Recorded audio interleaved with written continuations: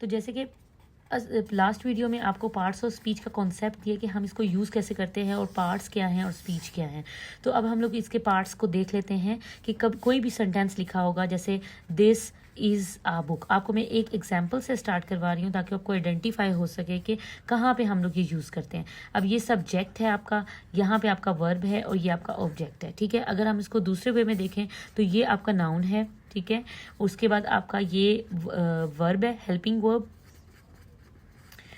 ठीक है। और ये आपका आर्टिकल है और ये आपका नाउन है, ठीक है। अब यहाँ पे देखें, हम सबसे पहले पार्ट्स ऑफ स्पीच को राइट करते हैं और सारी पार्ट्स ऑफ स्पीच के पार्ट्स देखते हैं कि आखिर हम जो भी बोलते हैं उसमें क्या क्या आता है। नाउन आता है, noun is a name of place, person और थिंग, किसी भी चीज़ का नाम, किसी भी जगह का नाम, ठीक है। नाउन, प्रोनाउन, नाउन की जगह जो इस्तेमाल होता है वो प्रोनाउन होता है। एडजेक्टिव है, ठीक है, किसी की खूबी वगैरह को बयान करना। वर्ब, आपको पता है कि एक्शन वर्ब होता है, ठीक है। एडवर्ब उसके बाद आ जाता है, एडवर्ब होता है ये वर्ब को एक्सप्लेन आउट करता है, ठीक है।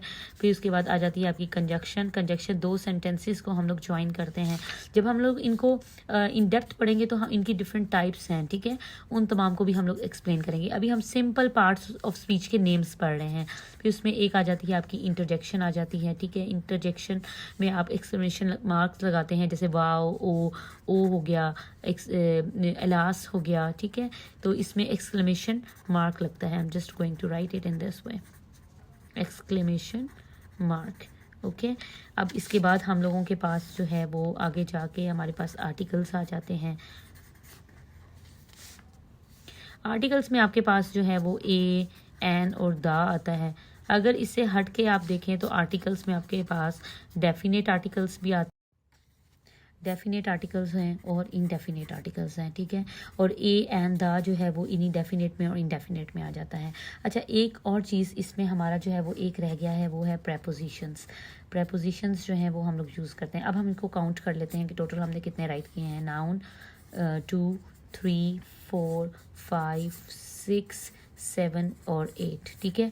8 और उसके बाद जो आर्टिकल्स है 9। अब कुछ ग्रामर की बुक्स में ना 8 आर्टिकल्स जो है उनको एक्सप्लेन किया जाता है और आर्टिकल को अलग से कंसिडर किया जाता है, बट आर्टिकल्स भी हमारी पार्ट्स ऑफ स्पीच का हिस्सा है। जैसे कि उसके आपके पास सबसे best example this is a book की है कि इसमें आर्टिकल आया, तो इसी तरह से हर सेंटेंस में हमारा आर्टिकल यूज़ होता है, तो आर्टिकल को भी हम इसी में कंसिडर करेंगे, ठीक है।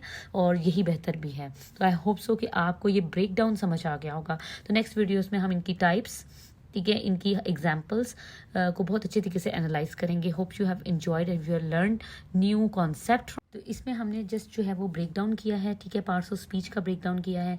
अब जो हम नेक्स्ट में हम लोग इनकी एग्जाम्पल्स भी करेंगे, कॉन्सेप्ट्स को भी सीखेंगे। We are learning from concepts, हमने कुछ भी जो है वो क्रैम नहीं करना, ठीक है। कॉन्सेप्ट वाइज हर चीज़ को लर्न आउट करेंगे। तो stay connected for more conceptual ideas and more conceptual things. See you again. Thank you so much.